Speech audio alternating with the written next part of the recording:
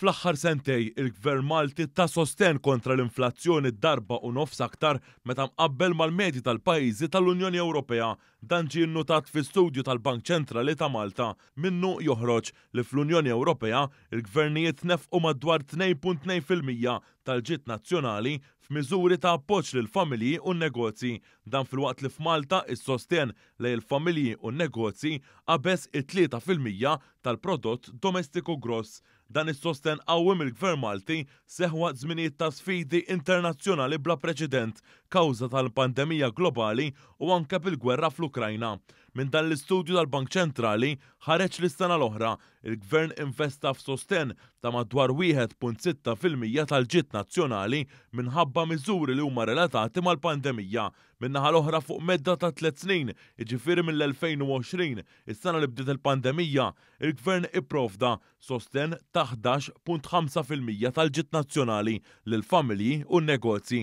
Il-maġġoranza ta' din l-għajnuna kienet permezz tal-Covid Wage Supplement li provdiet paga lil dawk li ma setgħux jaħdmu minħabba ir-restrizzjonijiet u bekk ġew salvati mal-100,000 impjieg. Jekk ma dan l-appoġġ ta' 11.5% wieħed iżid it-3% għajnuna relatata mal-effetti tal-inflazzjoni, il-Gvern Malti ipprovda għajnuna totali ta' 14.5% tal-ġid nazzjonali fuq 3 snin. Fl-aħħar sentej waqt dawn iż-żminijiet ta' kriżi internazzjonali, il-Gvern Malti immexxi mill-Prim Ministru Robert Abela investa mal-biljun euro biex iżomm il-prezzijiet tal-enerġija u l-fjuwil stabbli.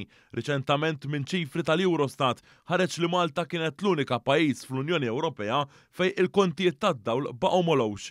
Il-Gvern Malti qed isostni li din l-għajnuna li se tkompli tingħata lill-familji u n-negozji. Dan is-sosten sostanzjali u bla preċedent jispjega iż-żieda fid-dejn nazzjonali fl-aħħar 3 snin. Minkejja dan id-dejn xorta għadu inqas mill-kriterji stabbiliti mill-Unjoni Ewropea għal kollox differenti minn dak li kien seħħ fil-kriżi finanzjarja ferm iżgħar tal-2008 u tal-2009.